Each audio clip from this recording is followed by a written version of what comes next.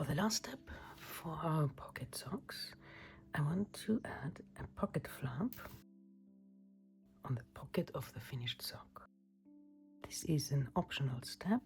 You might prefer it without a flap, but I want to show you how to work this double knitted pocket flap. It is attached at the top here and then worked in a double knit system. It's a nicer finishing and it's also heavy enough to not be too flimsy. The edges are very neat, the finishing is professional, and the buttonhole is very easy to work. I want you to take a length of yarn. Let's make it a generous one. It is put aside so that I can work these 4 rows here next to the buttonhole separately. It's like this that we do the buttonhole. And since I only have one ball of yarn, and as you might also only have one, I want to put a generous length of yarn to the side to have for later on. I want to pick up stitches just below the 1 by 1 rib starting. Like this, I can ensure that the pocket flap will start seamlessly and that the pearl stitches underneath are going to be visible only if I open the flap. I have the cuff first facing towards me, and now I need to pick up stitches, and I need to pick up the row which is the very first 1 by 1 ribbing row. I need to pick up the right leg of each stitch, and I want to go right underneath the pearl bumps here, so that they don't show on the other side, which means I can see immediately here on the knit stitch on top of the pearl bump which is my right leg to pick up. It's a bit more tricky with the pearl stitches next to them, but if I grab inside the stitch, I can fetch the right leg here too. So I want to start with my knitted edge stitches. You see, we have 2 edge stitches in our pearl section. To find the correct one, I see a stitch which is easy to check which one I need.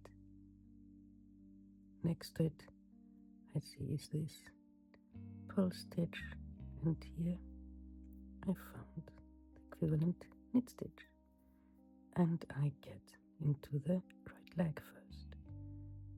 And now I press, as you see, my finger underneath the fabric, and like this I can see the stitches much easier.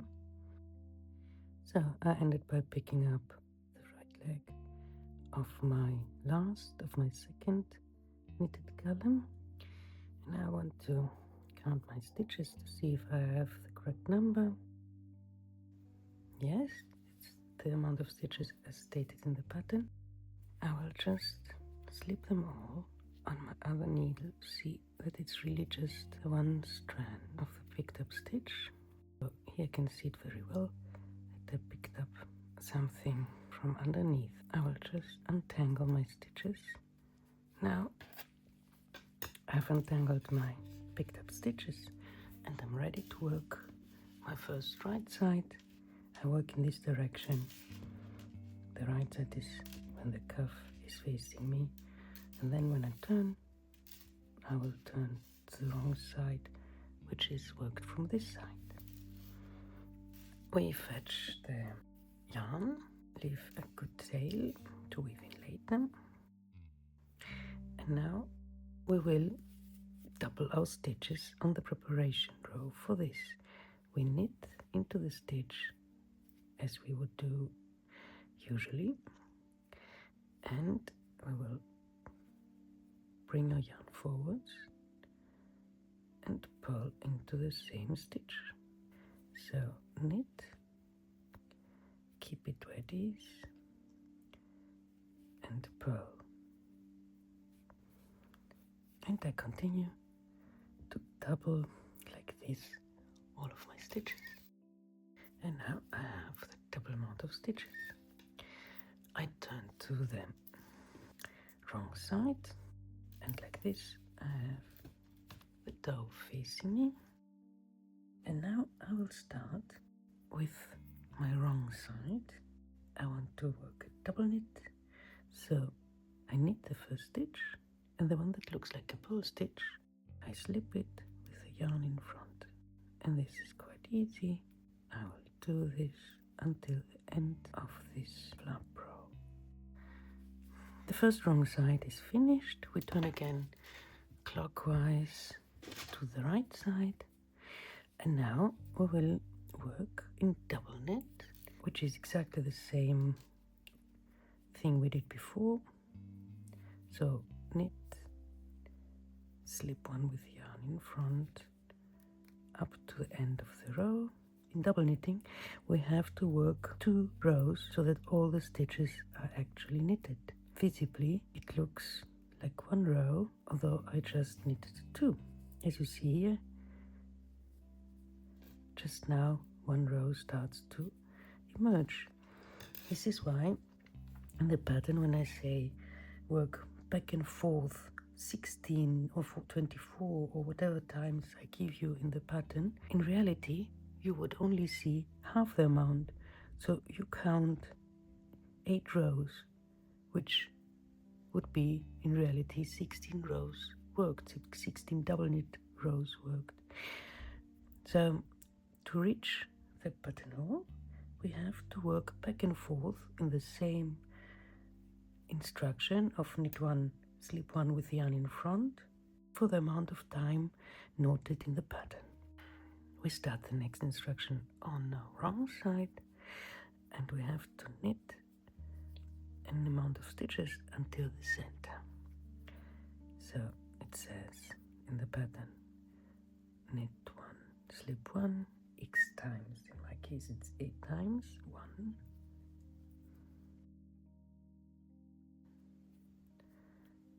then knit 1, and then I'm not continuing, I'm just turning the work, and I will slip the first stitch again with yarn in front, and go knit the same amount of times, which effectively is to the end of this row, and I will repeat this again once more. So I'm working just half of the stitches. Last one is slipped. I repeat the same thing, and I turn the work. You see already here we start to have an opening, which will be my buttonhole. For this next section we will need the yarn that we put aside, because now we want to work the other side, but we don't want to cut our working yarn, so we leave a bit of a tail that we will weave in later, and we will do the same thing on the other edge. Starting on the right side, knit 1, slip 1 with yarn in front till we reach our little buttonhole that starts to form, and last one is a knit 1. Here we turn the work, we slip the first stitch, and then knit 1, slip 1, and again we will repeat these 2 rows once more. Like this, a buttonhole will be 2 double knit rows tall. We can cut the extra yarn, and now we have here our buttonhole. We will close it on the next wrong side row by working 1 row across as we did before. One, slip one to the end of the flap, and there these tails I will need to work in at the very end. And now I will again work back and forth as before for the amount of rows noted in the pattern. Here I like to actually mark one of the knit stitches on the right side. It has not yet been worked, to be able to count the rows immediately after my buttonhole row for the next instruction. Like this, I can count the rows after the buttonhole easily. Now it's easy to see, but after the buttonhole is actually formed, it stretches out a bit. It's a bit harder to count the rows. I always like to mark with a removable marker my last row of the last instruction. Like this, I can immediately see how many rows I worked after this point. I've worked the amount of rows as noted in the pattern. For the next instructions, we're going to work the rounded corners, and we have to work decreases, which are a bit different or trickier on double knit. So, for this, on my next wrong side row, I will work as instructed twice the knit one, slip one, and then I have to exchange the position of my stitches to prepare them for the decrease. So I have to slip one knit stitch purlwise, and then slip the next two stitches again purlwise. So I have slipped 3 stitches, and now I want to put the 2 knit stitches next to each other, and I will carefully take out my needle,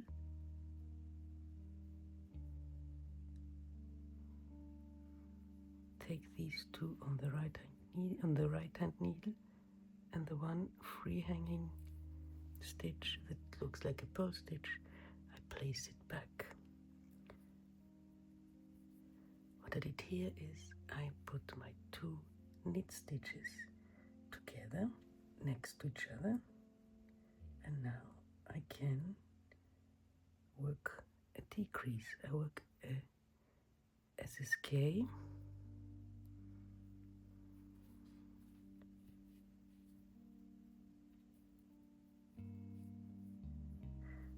and the next 2 stitches, which are 2 purl stitches, I slip both of them with the yarn in front. And now I continue with my usual double knit until I reach the last 8 stitches of this row. I've reached the last 8 stitches of this row, and now I slip 1 knit stitch, slip 1 purl stitch, and slip again 1 knit stitch. I place the purl stitch on my left hand needle after letting this knit stitch fall, and I grab this knit stitch. So now I can have my 2 knit stitches next to each other and ready for a knit 2 together decrease. Now I slip the 2 purl stitches together with yarn in front, and I can work my 4 last stitches in double knit. So first decrease done on the wrong side. Now I will do a decrease row on the right side, but here it should already everything be in place. Again, I work the 4 stitches in double knit, and yes, I have 2 knit stitches, one next to each other, ready for an SSK left leaning decrease.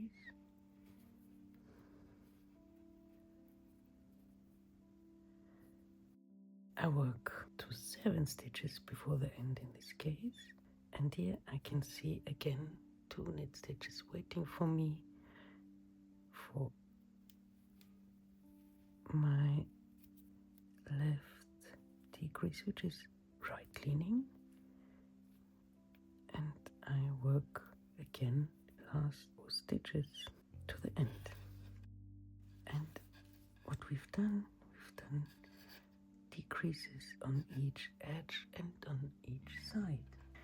We work 2 more rows in double knit, effectively 1 row which is visible, and then work another decrease to make the rounding. The flap is finished, the rounded corners are completed. At the moment it looks a bit weird, but we need to still graft the pocket, and after grafting these stitches together will be looking like this flap is actually continuous, and then it's ready. Now to crafting.